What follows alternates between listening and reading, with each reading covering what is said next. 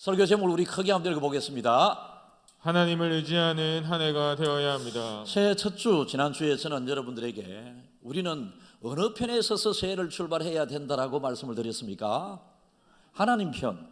우리는 하나님의 자녀로서 여러분, 하나님이 우리를 많이 사랑하시고 좋은 것 주기를 원하시는데 능력의 그 하나님 편에 서야지만이 이 한 해를 승리할 수 있다. 그런데 하나님 편에 서서 여러분들이 살아가도록 하기 위해서는 여러분들이 연초에 결단을 해야 되고, 다른 사람 앞에 나는 하나님의 편인 것을, 예수 믿는 것을, 교회 다니는 것을 당당히 드러내는 공헌을 하게 될 때에 여러분이 하나님 편에 서서 한 해를 보내겠다고 하는 이 결심이 지켜지게 된다라고 말씀을 드렸습니다. 그러면 하나님께서 자기 편에 있는 자에게 복 주시고 은혜 베풀어 주신다라고 말씀을 드렸습니다. 여러분, 우리는 언제나 하나님 편에 되기를 하나님께서는 요구를 하고 계십니다. 왜 그렇습니까? 하나님이 우리 편이 되어 계시기 때문에 그렇습니다. 여러분, 124편 시편 1절 읽어보겠습니다. 이스라엘은 이제 말하기를 여호와께서 우리 편에 계시지 아니하셨더라면 우리가 어떻게 하였으랴. 여러분, 지난 한 해도 굉장히 어려웠습니다. 지금까지 여러분들이 인생을 살아오면서 쉬운 날이 어디에 있었던가요? 이 땅의 삶은 야곱이 130년을 살고서도 그의 입술에서 고백이 나는 수고로운 삶이었다라고 이야기합니다.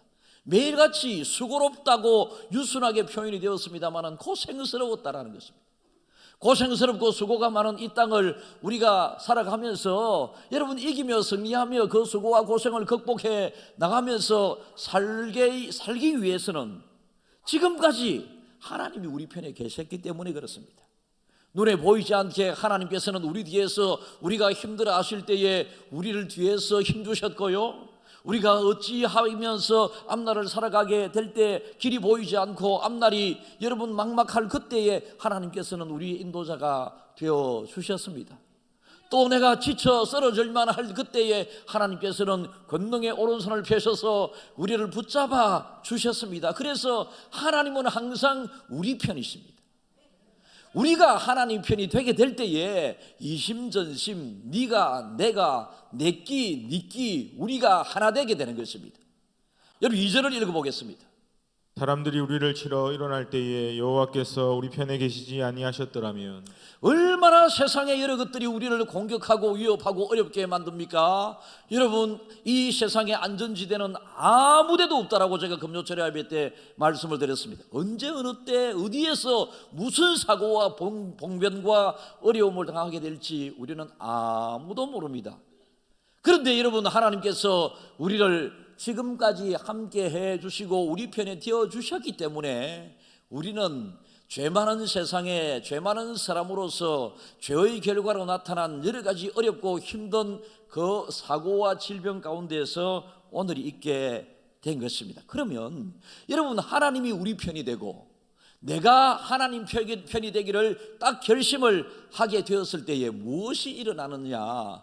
의지함이라고 하는 것이 일어나게 됩니다. 의지함. 여러분, 사람은 의지할 존재로 하나님으로부터 지음을 받았습니다. 누구를요? 하나님을. 이 세상에 살아가게 될 때도 한문으로 사람을 이야기할 때에 인자라고 막대기 두 개를 여러분 서로 기대어 나온 것을 사람 인자라고 부릅니다. 여러분, 누군가에 기대어 살아가는 존재, 그리고 누군가를 바치며 살아가야 할 존재들. 그러니까 사람 인자는 여러분 자기 스스로 일자 막대기 하나는 서 있을 수 없습니다. 막대기 두 개가 하나는 바치고 하나는 기대어 서 있는 이게 바로 사람이다라고 하는 것을 예수 안 믿는 사람도 여러분 이 한문의 의미를 보면 사람은 기대어 살아야 되고 받쳐주며 살아야 되고 서로 의지하면서 살아야 되는 그런 존재, 사람 인자가 그런 의미를 가지고 있습니다. 우리는 이 땅을 살아가면서 매일매일이 힘들게 살아야 되겠습니까? 아니면 매일매일이 좋으며 살아가야 되겠습니까? 답은 뻔합니다. 그런데 여러분, 우리가 좋으며 살아가게 되기 위해서는 하나님께 딱 붙어서 하나님을 의지하게 될 때에 공중의 새를 보라, 기르는 사람도 없어도 잘 살고 있지 않느냐? 들의 꽃이 피는 것을 보고 있지 않느냐? 기르는 사람이 없어도 하나님께서 잘 꽃을 피우는 것을 보지 않느냐? 하물며 내가 피로 값주고 세운 하나님의 자녀된 너희들일까 보냐? 하나님께서 말씀하셨습니다. 그래서 우리는 연초부터 출발하게 될 때에 하나님 편에 딱 서서 출발해야 되는 것과 아울러서 연중을 살아가게 될 때에 여러분 하나님 편에 서서 하나님을 단호히 의지하면서 살아가게 될 때에 하나님도 우리를 보시고 믿어주시고 의지해 나가게 되는 것입니다. 여러분, 하나님께서 우리를 의지한다라고 하는 표현과 우리가 하나님을 의지한다라고 하는 것은 차이가 있는데요, 우리가 하나님을 의지한다라고 할 때에 하나님이 책임져 주신다. 그리고 하나님께서 우리를 의지한다라고 하는 것은 하나님 때문에, 우리 때문에 하나님이 기뻐하고 싶다는 거예요. 우리는 하나님의 기쁨을 위하여 지음받은 존재고 하나님의 형상과 모양을 닮은 존재로 이 땅을 지금 살아가고 있습니다. 이 땅을 살아가게 될 때에 이사야 12장 2절을 우리 한번 읽어보겠습니다. 보라, 하나님은 나의 구원이시라. 내가 신뢰하고 두려움이 없으리니 주 여호와는 나의 힘이시며 나의 노래시며 나의 구원이심이라. 그러니까 하나님 편에 딱 붙어 있어야 하고 하나님을 의지해야 하는 이유는 여호와 그분 하나님이 나의 힘이시며 나의 노래시며 나의 구원이시기 때문에 그렇습니다. 여러분, 어제 제가 서울에 다녀왔습니다. 어제 분주한 하루였습니다. 서울에 다녀오면서 이제 저는 비행 시간 절감을 위해서 비행기를 타고 갔다 왔는데요, 제가 비행기 표를 끊을 줄 모릅니다. 어쨌든 간에 집사람이 비행표를 끊었는데 하필 비행기 좌석이 저 31번까지 있는데 제일 뒷자리에 사람이 1, 2, 3, 1, 2, 3 있지 않습니까? 그 가운데 부부가 떨어져 가지고 그래 앉아요. 이게 비행기 탄다 하면 사람들이 일반적으로 아이고 비행기 타고 갔다 왔나 좋았겠나 이래 좋았지 이래 이야기할 수도 있는데 너무 힘듭니다. 비행기 안에도 여러분 퍼스트 클래스가 있고 이코노믹석이 있고 비즈니스석이 있고 그렇지 않습니까? 국내에서는 소형 비행기들은 그런 게 잘 없습니다만 장거리 외국을 가게 될 때 퍼스트 클래스는 굉장히 편안하게 장거리 미국까지 저 유럽까지 갈 수가 있습니다. 그 대신 요금은 비쌉니다. 많이 비싼 요금을 지급을 하고 나면 여러분 그 유럽이나 호주나 미국이나 멀리 간다 할지라도 편안하게 다녀올 수 있는데 같은 비행기 칸이지만은 이 이코노믹석을 타게 되면 여러분 뒤에 꼬리 부분에 타게 되면 비행기 엔진 뿜어내는 그 강력한 그것은 꼬리 부분에서 나오는 거거든요. 그러니까 꼬리 부분이 있을 때 진동 소리도 심하고 막 흔들림도 많고 불편합니다. 같이 비행기를 타고 어느 목적지를 향해 가게 될 때도 우리는 퍼스트 클래스라고 하는 편안한 비행기 좌석을 타고 갈 수도 있는가 하면 이코노믹석, 여러분 거기도 못하는 사람이 있을 수도 있겠죠. 완행 열차, 완행 비행기를 타고, 여러분 완행 비행기는 없나? 그래 갈 수도 있지 않겠습니까? 우리가 이 세상을 살아갈 때에 이왕이면 나는 구원 열차 올라타고서 하늘 날아가지요 KTX 여러분 1등석 타고 갈 수도 있고, 잘 모르겠습니다. 비둘기호 옛날에 있었는데요, 그런 기차를 타고 갈 수도 있다라는 것입니다. 어떻게 하게 될 때요? 하나님 편에 딱 서서 하나님을 전적으로 의지하고 신뢰하고 나아가게 될 때에 우리는 이 한 해도 행복하게 살아갈 수 있고 우리의 믿음 생활이 여러분 부담스럽지 않습니다. 믿음 생활이 부담스럽지 않기를 저는 여러분 지난주에 강력하게 말씀을 드렸는데요, 주일날 예배 오는 이 시간이 왜 부담스럽습니까? 즐거워야 되지. 하나님 앞에 마땅히 드려야 할 그 11조를 비롯해서 주를 섬기게 되게 될 때 믿음의 사람으로서 반드시 해야 할 것이라면 이왕이면 즐겁게 해야 되지, 그걸 짐처럼 생각해서 하는 것은 하나님의 마음을 시원케 해드리는 것이 아니다라는 것입니다. 하나님을 의지하는 사람, 세상을 보면 믿음 생활을 하면서도 뭔가 힘들게 믿음 생활을 하는 사람이 있습니다. 그래서 연초에 저는 하나님 편에 딱 서서 하나님이 나를 믿어주시고 내가 하나님을 의지하게 될 때에 여러분 어떤 일이 일어나게 되는가, 거기에 대하여 잠시 말씀을 나누고자 합니다. 하나님을 의지하라, 하나님을 의지하라, 그리고 하나님만을 의지하라. 금이 있습니다. 99.99%를 성금이라고 그럽니다. 그리고 18K는 대체로 80% 센트 정도의 금의 순도가 있다라고 그럽니다. 그리고 어느 음식에도 금을 넣는 경우가 있기도 하고요. 무엇에 코팅을 해서 마치 전체가 금인 것처럼 이렇게 색칠을 하는 금이 있을 수도 있습니다. 순도 100% 금이 가치와 가격이 많이 있습니다. 하나님을 평생 믿는 우리의 믿음의 순도가 어느 정도 되어야 할까? 하나님은 우리를 향하여 너희들의 믿음이 순도 100%로 표현되는 절대 믿음을 가지기를 원하고 계십니다. 하나님이 항상 믿는 자들에게 복이 있다라고 하실 때에 이 믿는 자는 절대 믿음을 가진 자를 의미합니다. 여러분, 말로만 믿는 자가 있을 수도 있겠죠. 습관적으로 믿는 자가 있을 수도 있겠죠. 어쩔 수 없이 강요에 의해서 이 자리에 앉아 있는 사람도 있을 수 있겠죠. 그러나 하나님께서 우리에게 요구하시는 하나님 편에 딱 서서 하나님을 절대 의지하면서 믿는 그 믿음은 가슴으로 믿는 믿음이고 전심을 다하여 믿는 그 믿음입니다. 하나님을 믿는다고 하면서 실제 삶은 하나님을 안 믿는 것과 같은 삶을 살게 된다면 여러분, 믿음을 통하여 주어지는 은혜가 적습니다. 그래서 믿음의 즐거움이 적습니다. 그래서 믿음의 생활이 힘이 듭니다. 하나님을 전심으로 하나님을 믿는 자, 하나님을 의지하는 자를 하나님은 찾으십니다. 하나님의 마음에 합한 자라고 했었던 이 다윗은 하루하루 생각하면서 하나님을 많이 생각했던 것 같았습니다. 우리는 바쁜 세상 속에 살면서도 하나님을 의식하면서 살아야 합니다. 우리가 완벽한 믿음 생활을 하기는 어렵습니다. 하나님도 완벽한 믿음 생활을 하라고 요구하지 않았습니다. 온전한 믿음 생활을 요구하시는데요, 온전하다고 하는 것은 항상 하나님을 많이 생각하고 의식하는 것입니다. 언제 어디서 무엇을 하든지 간에 하나님을 의식하고 하나님을 생각하면서 하나님께 감사하면서 믿음 생활을 하라. 하나님을 다윗이 강력하게 의지하게 되었을 때 소년 다윗에서 나오는 그 힘, 그래서 소년 장사라고 이야기를 하지 않습니까? 다윗은 목자로서 양을 치고 했었는데요, 여러분, 수사자, 큰 수사자 가까이에서 보면 수사자 텔레비스 보는 것보다는 굉장히 큽니다. 수사자, 용인 에버랜드에 가면, 사파리 가면 여러분 차 안에서 이렇게 쭉 타고 가다 보면 곰이 가까이에 와서 이렇게 서기도 하고 사자가 가까이 와서 맛있는 것을 달라고 하기도 하고, 이런 모습을 제가 한 10여 년 전에 본 것 같기도 한데요, 가까이에서 본 그 곰이 얼마나 크고 사자가 얼마나 큰가요?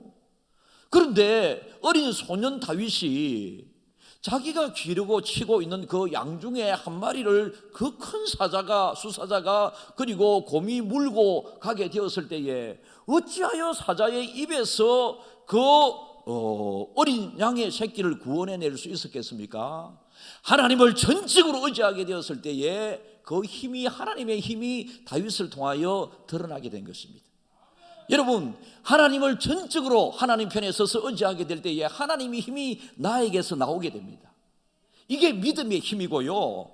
여러분, 예수 그리스도께서 여러분 기적을 많이 베푸실 때에 예수님은 기도함으로 하나님의 능력을 힘입어라고 말씀하십니다. 예수님도 항상 하나님 편에 서서 하나님을 의지하게 되었을 때에 하나님의 힘이 예수님을 통하여 나타나게 되었고, 우리 역시 이 세상을 살아가게 될 때 내 힘으로만 살아가려고 그러면 너무 지치고 어렵고 피곤할 때가 많이 있지 않습니까? 그때 하나님께서 지금까지 하나님이 나의 편이 우리 편이 되어주셔서 뒤에서 밀어주시고 앞에서 당겨주시고, 이걸 여러분들이 경험하고 인정하게 될 때에 인정 그 속에서 또 여러분들에게 힘이 나오는 것입니다. 신앙생활의 방심은 신앙생활을 언제나 우리를 힘 빼게 만듭니다. 물고기는 물에서 살아야 된다, 물 밖에 나오면 죽는다라고 이런 이야기를 합니다. 저는 곰곰이 이것을 생각을 해보면서 참 말이 맞다라고 생각을 하면서도 좀 다른 차원에서 물고기 물에서 살아야 하지만은 그 물이 물고기를 죽일 때가 많이 있습니다. 여러분, 이 물고기를 기를 때에 물도 오염이 될 수가 있습니다. 그래서 수시로 소독액을 넣어줘야 되고, 프레시한 이 물을 만들 수 있는, 깨끗한 물을 만들 수 있는 뭔가를 자주 넣어줘야 됩니다. 규칙적으로. 그리고 물의 온도를 잘 맞춰줘야지만이 대부분이 집에 기르는 열대어들이 온도에 민감합니다. 그래서 1도만 낮아져도 온도 때문에 죽기도 합니다. 물고기는 물에서 살아야 되는 것 맞습니다. 우리는 영적인 존재로 지음을 받았기 때문에 여러분, 하나님과 떨어져서는 살 수 없는 존재로 원래 그렇게 지음을 받았는 걸 어떡합니까? 우리의 생명은, 우리의 속에 있는 영은 동물에게 없습니다. 여러분, 식물에게는 생명은 있어도 영은 없습니다. 사람에게는 생명과 함께 하나님께서 영을 불어 넣어주셨기 때문에 영이신 그 하나님께 붙어 있어야지만이 우리가 온전한 삶을 살아갈 수 있는데, 우리는 이 세상에 많은 사람들 예수 안 믿어도 영적인 존재입니다. 영적인 존재인데 그들은 예수님을 모르기 때문에 그들이 만든 그 신을 섬기면서 좀 우습지 않습니까? 이스라엘 백성들이 검들을 가지고 그들의 손으로 금송아지를 만들었습니다. 그들이 만드는 금송아지 앞에 그들이 절을 합니다. 좀 이상하지 않습니까? 지금은 그게 잘 안 보입니다만 옛날 20, 30년 전만 하더라도 여러분, 고사를 지낸다고 하면서 돼지를 잡아서 돼지 머리 앞에 사람들이 막 절을 하면서 막 소원을 빌고, 돼지한테 잘 보이려고 죽은 돼지 머리에 벌린 입에 여러분 이렇게 돈을 많이 또 꼽아주기도 물어주기도 하고 이러더라고요. 아이고 주여, 말이 맞습니다. 우리 집사님, 그 돼지가 3시간 전에 방금 이 사람한테 죽었어. 지금 두드려 맞아가지고 방금 이 사람한테 두드려 맞아 죽은 이 돼지 머리를 자기가 두드려 패가 지기놓고 이렇게 절을 하면서 빌면서, 뭐 그렇지 않습니까? 영적인 존재인 것은 맞습니다. 그래서 어디에서든지 간에 영의 존재를 찾으려고 그러고 신적인 뭔가를 추구하려고 그러는데, 우리는 하나님을 잘 믿는 존재로 지음을 받았고 하나님을 잘 믿으라고 이 땅에 남겨두는 이유가 있습니다. 광야 40년을 그들은 경험을 했습니다.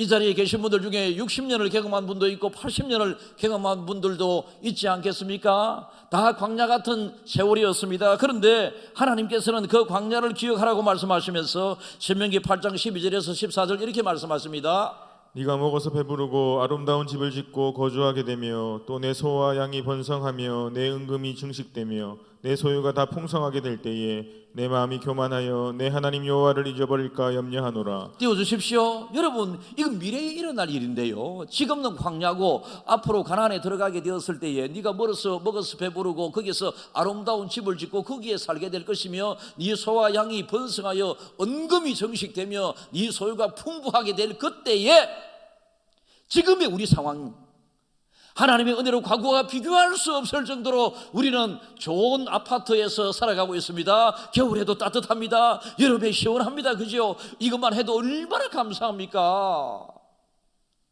제가 대학 다닐 때 우리 교수님 중에 한 분이 폰이라고 하는 차를 몰고 왔는데요, 그거 얼마나 신기했는지 모릅니다. 교수님이 폰이라고 하는 이 현대에서 나온 처음에 아주 그런 차가 이름이 있었습니다.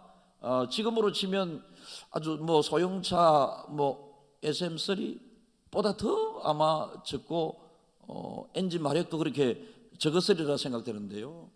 그런데 지금은 여러분, 여러분들이 차 살려고 그러면 얼마짜리 살까, 외제차 살까, 이렇게 대체로 그렇게 이야기를 합니다. 다 좋은 일입니다. 저는 김해 조항교회 성도들이 다 좋은 차 타고 다녔으면 좋겠어요. 여러분들이 원하는 좋은 차, 저는 무슨 차가 제일 좋은지 잘 몰라. 그런데 여러분들이 어떻게든지 타고 다니고 싶은 차 다 탔으면 좋겠고, 여러분이 살고 싶은 좋은 집에서 살았으면 좋겠고, 이게 하나님의 마음이잖아요. 이 세상을 살아갈 때 여러분 우리 가나안의 미래에 들어가게 되었을 때 너희들이 아름다운 거처에 거하게 될 때에 그리고 금은이 너희들에게 풍성하게 되게 될 때에 너희들이 기억하라. 이 모든 것이 하나님의 은혜였음을 기억하라.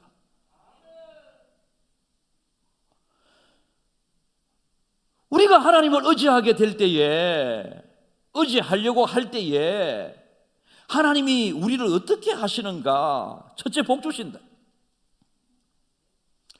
돼지머리가 우리를 복주는 것이 아니고 우리가 시골에서 어릴 때 보았던 그 마을마다 큰 나무, 당산나무라고 하는 나무 앞에 음식을 두고 절을 하기도 하는데 그 나무가 무슨 복을 주겠어요?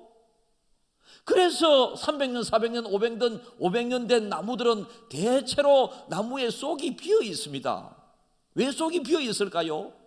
하도 사람들이 와서 비나이다 비나이다 복 주세요 복 주세요 이러니까 이 나무가 지가 생각하기로도 나는 복 줄 수 없는데 내가 복 줄 수 없는데 그래서 속상해서 이 수백 년 된 나무들은 다 속이 비어 있다고 하잖아요. 복의 근원은 어디에 있습니까? 누구십니까? 복의 근원은 하나님이십니다. 그래서 여러분 우리가 하나님 앞에 하나님을 전적으로 의지할 때에 하나님께서 우리를 복 주시는 거예요. 시편 84편 12절 만군의 여호와여 주께 의지하는 자는 복이 있나이다. 잠언 16장 20절 삼가 말씀에 주의하는 자는 좋은 것을 얻나니 여호와를 의지하는 자는 복이 있느니라. 여호와를 의지하라. 여호와를 의지하게 될 때에 복의 근원이신 하나님께서 여러분의 행편도 다 잘 알고 계십니다. 얼마나 어느 때에 복을 주어야 되는가 하나님이 다 알고 계십니다. 그리고 기도함으로 여러분들도 하나님을 절대적으로 신뢰함으로 여러분이 필요한 때에 하나님의 그 은혜를 받을 수 있게 되는 것입니다. 그때 잠언 28장 25절요 욕심이 많은 자는 다툼을 일으키나 여호와를 의지하는 자는 풍족하게 되느니라. 하나님의 복을 필요할 그때 받게 되니까 우리의 삶이 풍요로워지게 되는 것입니다. 사랑하는 성도 여러분, 풍요의 신이 바로 하나님이십니다. 우리를 하나님은 풍요롭게 하기를 원하고 계십니다. 여러분, 저는 어릴 때 젊을 때 신학을 시작하면서 하나님 개척을 한번 제가 도전을 해보겠습니다. 개척의 꿈을 가지고 신학을 좀 늦게 시작을 했습니다. 교회를 개척하려고 하나님 앞에 다짐을 하고 신학을 시작하게 되었는데 자꾸만 저에게 하나님께서 기존 교회 나이 40이 되었을 때에 목사 안수 받은 지 한 1년 남짓밖에 되지 않았습니다. 하나님이 40이 넘기 전에 제가 개척을 하든지 담임이 되든지 하나님 길이 열렸으면 좋겠습니다 라고 기도를 6월달부터 시작했습니다. 6월달, 7월달쯤 되었을 때 8, 9, 10월달에 7교회 우리 교단의 빈 교회들마다 저를 청했습니다.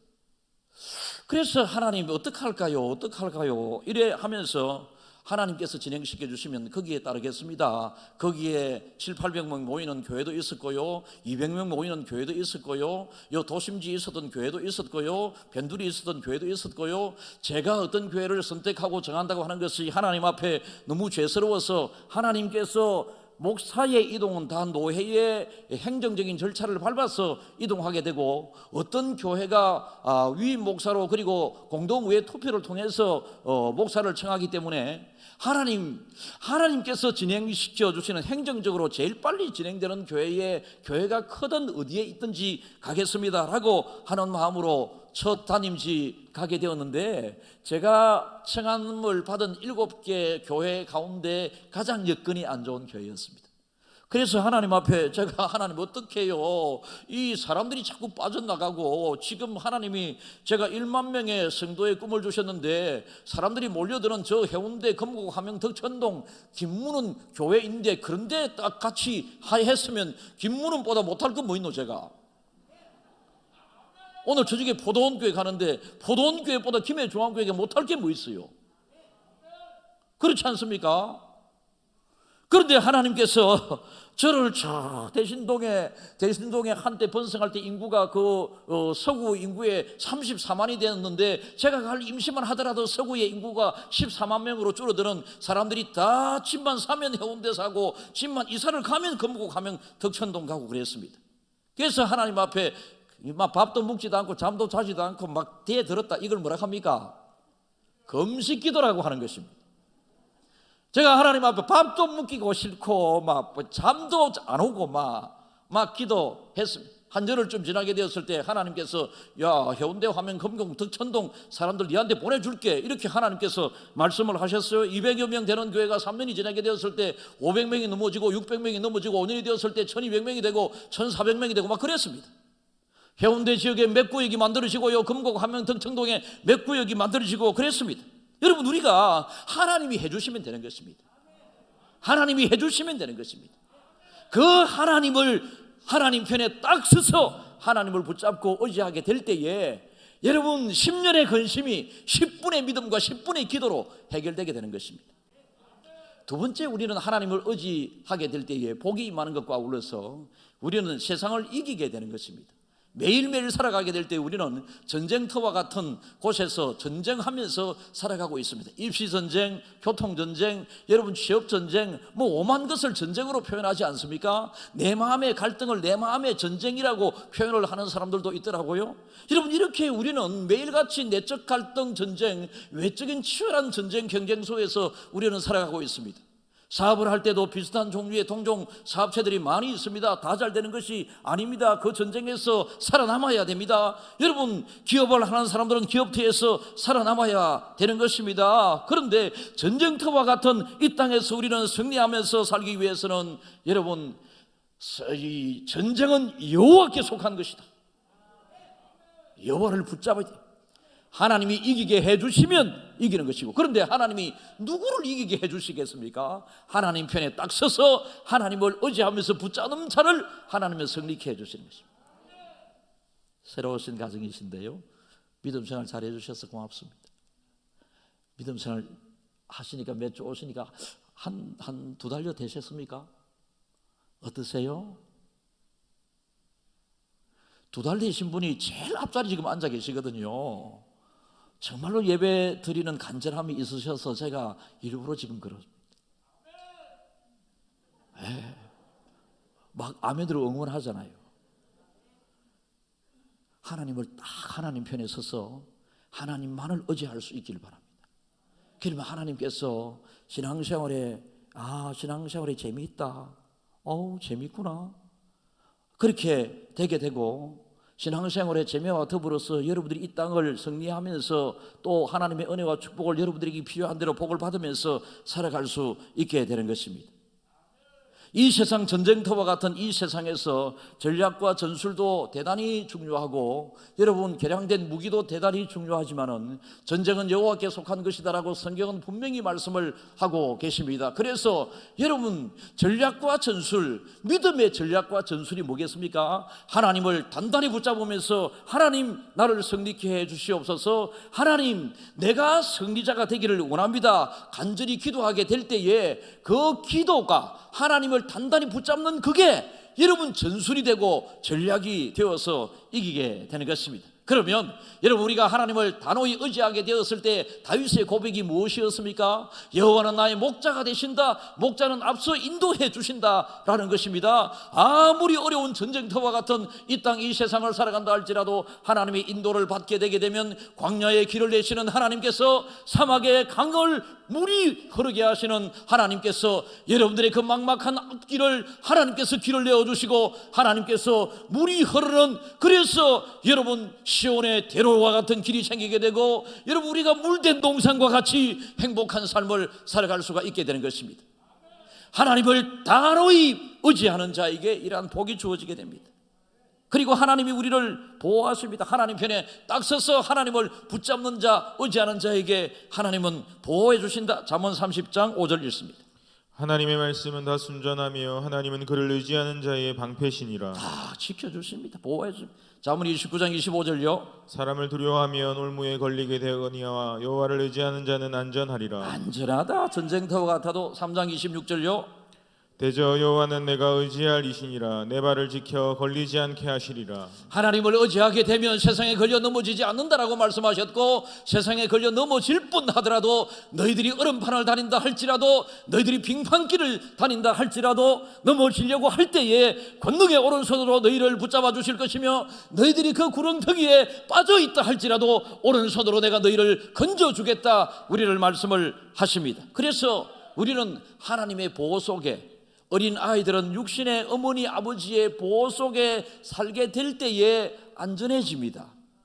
하나님의 자녀들은 하나님의 안전한 그 보호 속에 우리는 이 한 해도 코로나 가운데에서도 안전하게 살아갈 수가 있고, 여러분 어렵고 힘든 가운데에서도 살아갈 수가 있습니다. 여러분 아무리 이 땅의 성인군자라 할지라도 자기 행위를 의지하면서 하나님을 믿지 않으면 결국은 여러분 영혼이 잘 되지 않게 되는 것입니다. 첫째, 영혼이 잘 되어야지만이 범사가 잘 되고 강건할 것이다, 하나님이 말씀하고 계시잖아요. 자기를 다짐하겠습니다. 하나님 편에 꼭 서겠습니다. 거기에서 하나님을 전적으로 의지하겠습니다. 그래서 하나님의 축복을 많이 누리는 한 해가 되겠습니다. 여러분이 이 시간 가슴에 손을 얹고 다짐을 했습니다마는 거기에 걸림돌이 되는 것이 많이 있습니다. 실제 우리가 의지해야 될 분이 하나님밖에 안 계신다고 제가 여러분들에게 말씀을 하고 있습니다마는, 실제 이 세상에서 하나님을 전적으로 의지하는데 걸림돌이 되는 오히려 세상 것에 의지하고 있는 몇 가지를 여러분들에게 지금 말씀드리겠는데요, 여기서 빨리 벗어나고 탈출해야 됩니다. 첫째, 인생을 의지하지 말라라고 성경은 말씀하고 있습니다. 오늘 본문 3절과 4절 다시 읽겠습니다. 그를 의지하지 말며 의지하지 말지니 그의 호흡이 끊어지면 흙으로 돌아가서 그날에 그의 생각이 소멸하리로다. 사람을 의지하지 말라라는 것입니다. 그 사람 속에는 자기 자신을 의지하지 말라라는 것입니다. 옛날에 여러분 누군가가 전도하게 되었을 때에 뭘 하나님을 믿나? 나는 나를 믿는다, 이런 이야기하는 이야기들이 많이 있었습니다.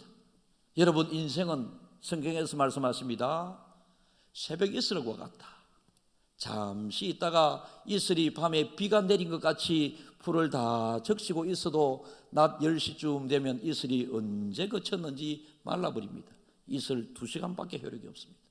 아침 안개와 같다라고 했습니다. 인생을 아침 안개는 여러분 이슬보다 더 빨리 한 9시만 되면 새벽에 가득 있었던 그 안개들이 싹 그치게 됩니다. 1시간 만에 사라져버리는 아침 안개와 같다.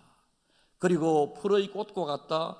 여러분 예쁘게 풀이 꽃을 피우게 됩니다. 우리의 젊은 시절의 아름다움이 있습니다. 노년의 아름다움도 있을 수 있습니다. 그러나 그것도 잠깐, 어떤 꽃은 일주일, 어떤 꽃은 열흘만 하면 지게 됩니다. 저는 저 부교육자 시절에 지금부터 25년, 27년 전에 섬기던 교회, 지금은 은퇴 권사님이신데 그분이 생일만 되면 저에게 케이크를 보내주시고 저에게 떡을 만들어 주시다가, 작년에는 여러분 제가 그 교회 떠난 지가 지금 25년이 되었다니까요.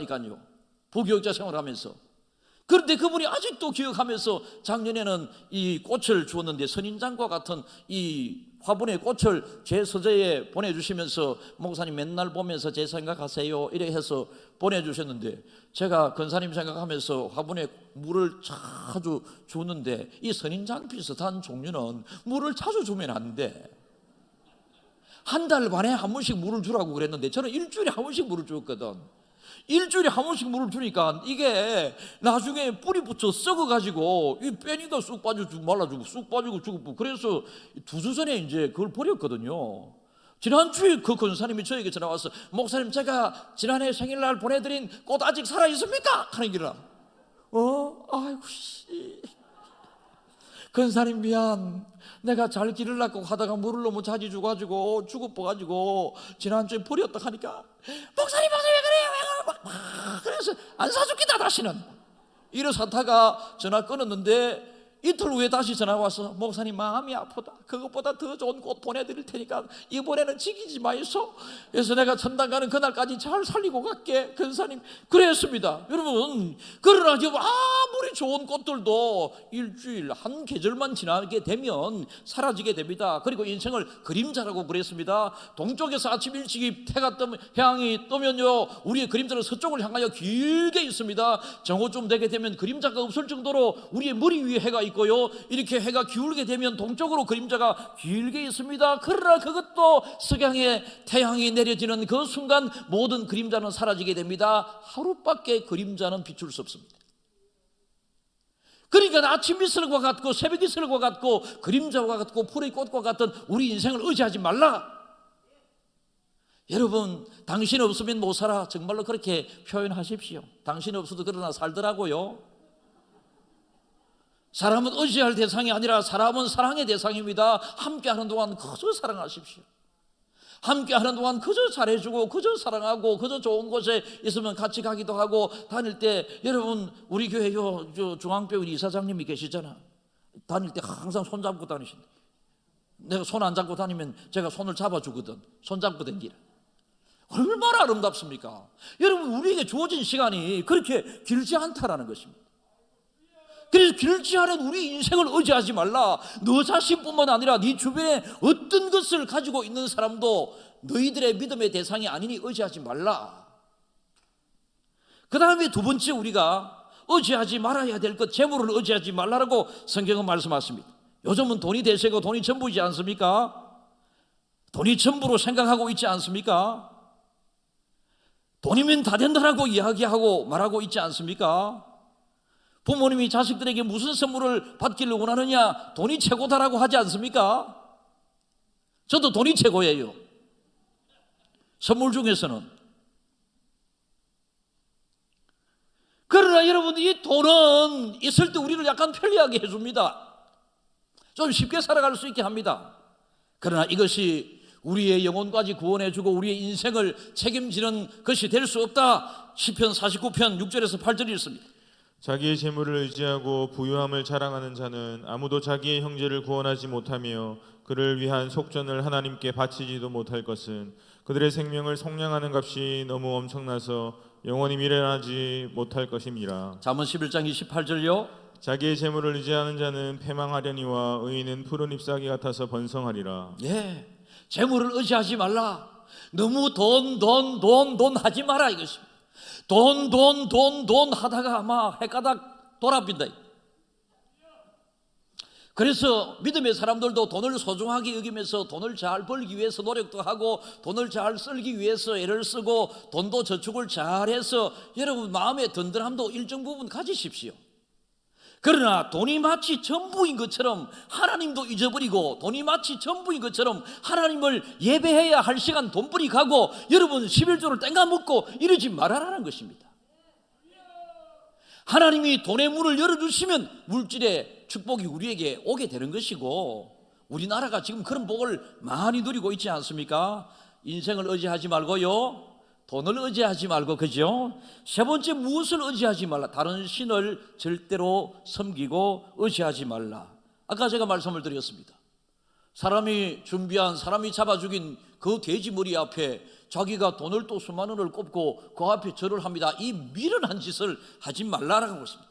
여러분, 이 땅의 모든 종교는 사람이 만들었습니다. 그러나 우리 기독교의 근원인 하나님은 영원전부터 계셨고 이 땅을 창조하셨고 그 이후에 예수 그리스도를 이 땅에 보내셨고 우리를 이 땅에 남겨두고 계십니다. 그러니까 여러분, 기독교는 역사의 시작이고 인류의 시작과 그 전부터 하나님은 계셨기 때문에 이 기독교는 당연히 우리가 믿어야 될 본능적인 종교이지, 이 땅에 존재하는 모든 종교들은 사람이 만든 종교들입니다. 사람이 만든 거기에 절을 하고 사람이 만든 그 신을 어떻게 믿겠습니까? 그래서 하나님께서는 우상에게 절하지 말라라고 말씀하십니다. 하나님만을 잘 섬겨야 합니다. 하나님 편에 서서 하나님을 의지하면서 하나님만을 잘 섬기는 중앙의 성도들이 되기를 축복합니다. 마지막 우리가 의지하지 말아야 될 것은 네 명철을 의지하지 말라. 잠언 3장 5절을 읽겠습니다. 너는 마음을 다하여 여호와를 신뢰하고 내 명철을 의지하지 말라. 여러분, 많이 똑똑해졌습니다. 아는 지식이 많아졌습니다. 정보도 흘러 넘치고 있습니다. 여러분, 우리가 많이 알고 있는데 이 똑똑함이, 이 명철함이 하나님을 잘 믿는 데 사용이 되면 정말로 환상적입니다. 그런데 똑똑함과 이 명철함 때문에 하나님을 잘 믿는 데 걸림돌이 될 가능성이 많이 있음을 성경은 경계하고 있는 것입니다. 내 머리 의지하지 말라라고 하는 것입니다. 네 가진 지식을 의지하지 말라라고 하는 것입니다. 너무 교회에서 똑똑한 척 하지 말라는 것입니다. 신앙생활은 좀 하나님 아버지 좀 미련하게 보이는 것 같은 믿음 생활을 하십시오. 내 마음에 안 드는데 그래도 순종하게 될 때, 물이 변하여 포도주가 될 때에 물을 갖다 주어라 그럴 때에 제자들이 여러분 어떤 마음이 처음에는 들었겠습니까? 아니, 저 사람들에게 포도주를 갖다 줘야 되는데 예수님께서는 왜 물을 갖다 주라고 그럴까? 우리가 욕 들을 거 생각하면 내가 하지 못하겠다 이런 생각이 들었겠지만은, 그러나 주님이 말씀이고 주님이 명령하셨으니 순종하게 되었을 때에 미련한 것들을 통하여 지혜로운 자를 부끄럽게 하셔서 하나님은 이를 성취해 나가셨습니다. 하나님의 하나님 되심을 증거했고, 그 위기의 잔치집을 하나님께서는 정말로 잔치집으로 다시 한번 회복시켜 주시는 하나님의 은혜가 있었습니다. 고린도전서 1장 25절요. 하나님의 어리석음이 사람보다 지혜롭고 하나님의 약하심이 사람보다 강하니라. 너희들의 명철이 아무리 지혜롭고 지식과 지혜에 풍요롭다 할지라도 하나님의 가장 어리석음보다 크지 못하니 하나님을 잘 믿어라, 하나님을 잘 붙잡으라. 그러면 너희들이 모르는 그 모든 것들이 하나님에게서 주어지게 될 것이다. 지식과 지혜의 근본도 하나님이십니다. 사랑하는 주안가족 여러분, 첫 번째 주에 우리는 하나님 편에 잘 서 있어야 된다고 말씀을 드렸습니다. 왜요? 하나님이 우리 편에 계시기 때문에 그렇습니다. 그래서 하나님이 우리 편이 되시고 계시고 우리 또한 하나님 편이 되기를 결단하면서 하나님을 의지하게 되게 되면 우리에게 하나님께서는 승리를 주시고 복을 주시고, 하나님께서 우리에게 필요한 모든 것들을 인도해 주시고 보호해 주시고 지켜주시는 그 하나님, 여기에 1년 동안 살아가게 될 때에 걸림돌이 되게 되는, 인생을 의지하고 자기 자신을 의지하고 재물을 의지하고 우상을 섬기고 자기가 알고 있는 지식과 지혜의 명철함을 절대로 의지하지 말라. 오직 절대 하나님께 의지하고 신뢰 한번 해봅시다. 하나님이 어떤 복을 주시는가 한번 해봅시다. 정말로 이 한 해 하나님 편에 딱 붙기를 바랍니다. 이 한 해 하나님 편에 딱 붙어 하나님만을 잘 의지함으로 하나님이 주시는 은혜와 축복을 많이 받아 누리는 2022년도가 되기를 주님의 이름으로 축복합니다.